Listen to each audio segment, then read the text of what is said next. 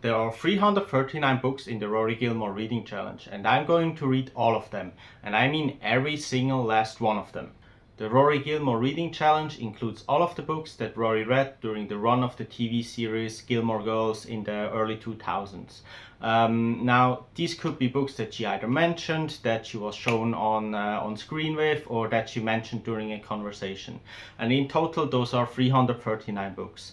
And I've always wanted to tackle those, so that's what we are going to do. The show was highly popular for integrating a lot of pop culture references, not only from movies but also from books, and a lot of them came from Rory Gilmore, who was the bookworm of the series. To add an additional element of surprise, I'm going to read the books in random order, so stay until the end of the video to find out what the next book is going to be that we are going to tackle.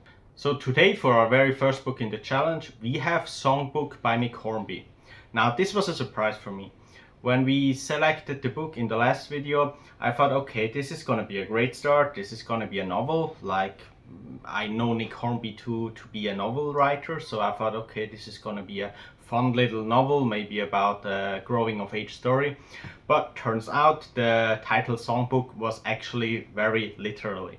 So Songbook is a very unique book, and I actually ended up liking it a lot more than I would have expected. So Songbook came out in 2002.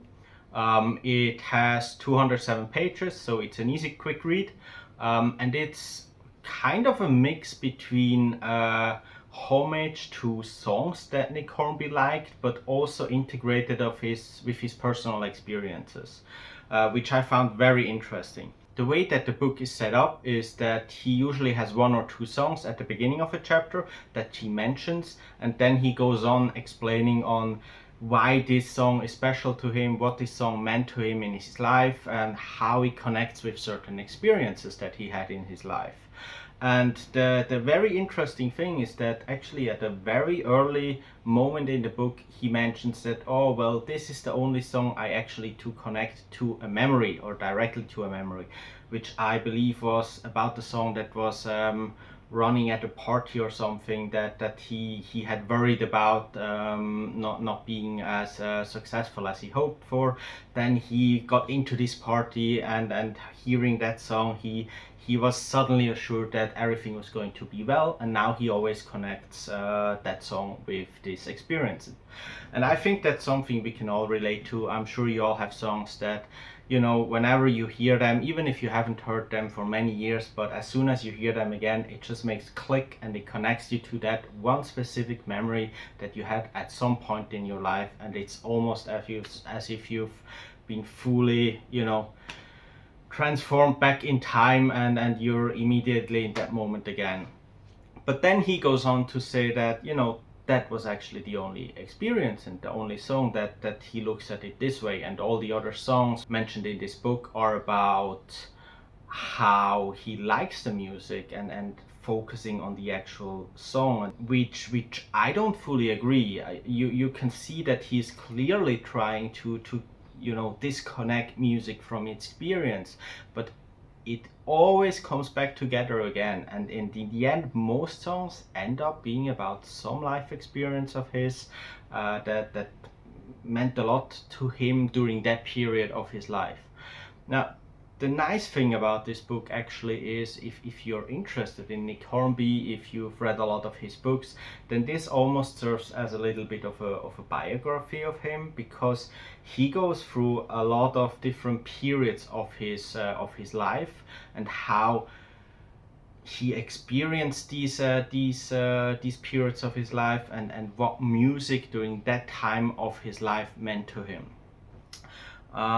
Now, looking at the list of the songs that he discusses, which I did before I read the books, I realized that there was only really one or two songs, maybe a Bruce Springsteen song, maybe the Nelly Furtado songs that he has in there, that I actually knew, and all of the others were new to me. And I was a little bit worried about, you know, him talking about songs and me not being able to connect with his experiences and with what he is saying, because I haven't heard the songs. So how I got about doing that is, and I don't, after reading the book, I don't really feel you need to do it, but I highly recommend, if you do read Songbook, listen to the music at the same time, either before you read a chapter, listen to the songs first that he mentions in the chapter, or read a chapter and then listen to those few songs that are mentioned in that chapter. And that actually creates this very unique reading and listening experience that I've never had before in my life, which was wonderful. So in order to do that, there's a list, there's a playlist on Spotify that I found that has most of the songs mentioned in these books in it, and I will link that list below in the description. So if you do go about reading that book, I highly recommend you do it while listening to the music as well. Now, one thing that I really liked about him talking about music is that, whenever he gets asked what kind of music do you like to, he kind of freezes and doesn't know how to answer it. And I think the list of songs that he has in the book clearly convey that as well, that he does not have like a specific taste of music. He just likes individual songs. And sometimes he likes multiple songs by the same band or artist, but it's not like he would like all of the songs from one artist. He's not a hardcore fan of any band, and he's not fully focused on one single genre of music, although he has certain periods of his life where he's focused more on punk, I would say, and then he goes more into a little bit of pop, but he just likes music and he likes individual songs, and that's the same way I feel about music.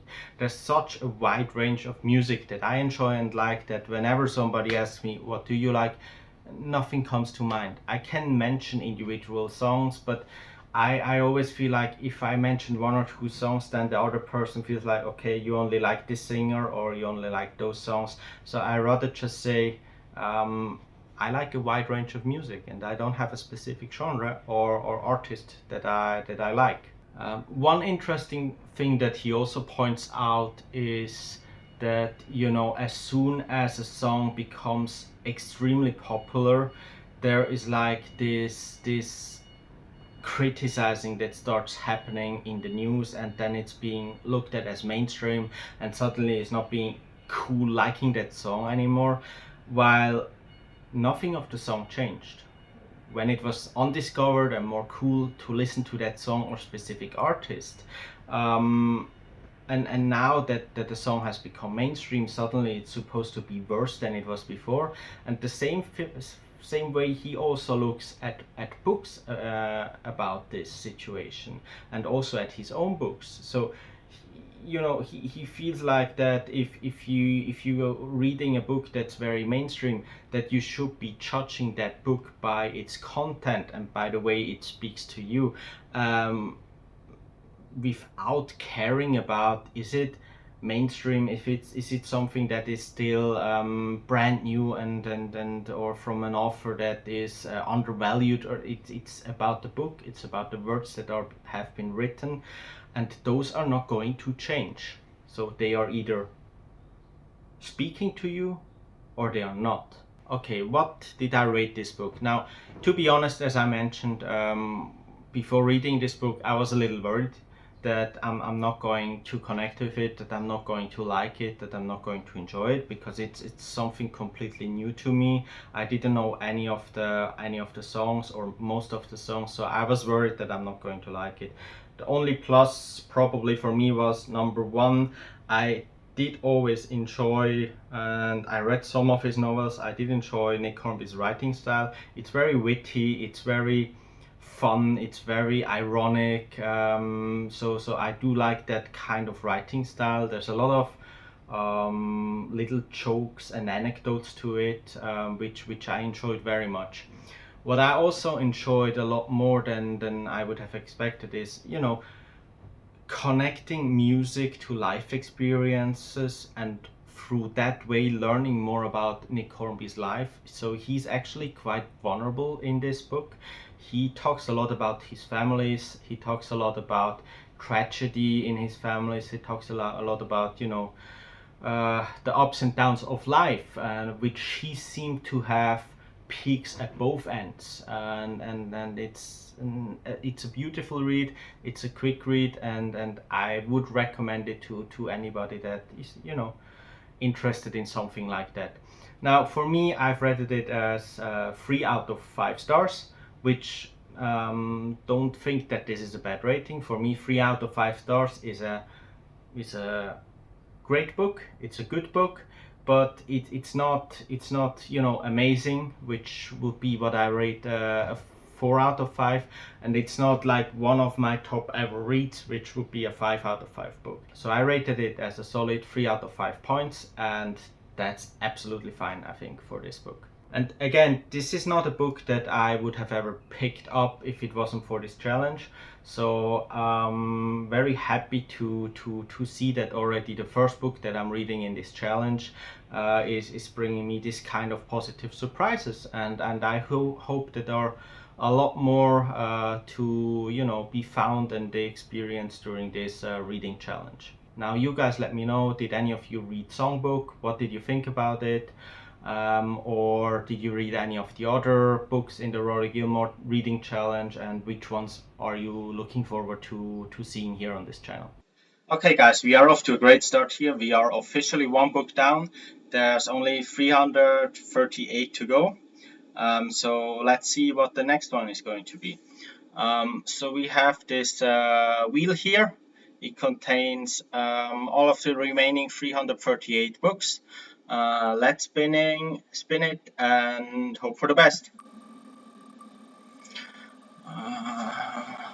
Just a short, nice book, please, please, please, please, please, please. What do we get? What do we get? One Flew Over the Cuckoo's Nest by Ken Kesey. I do not know that book.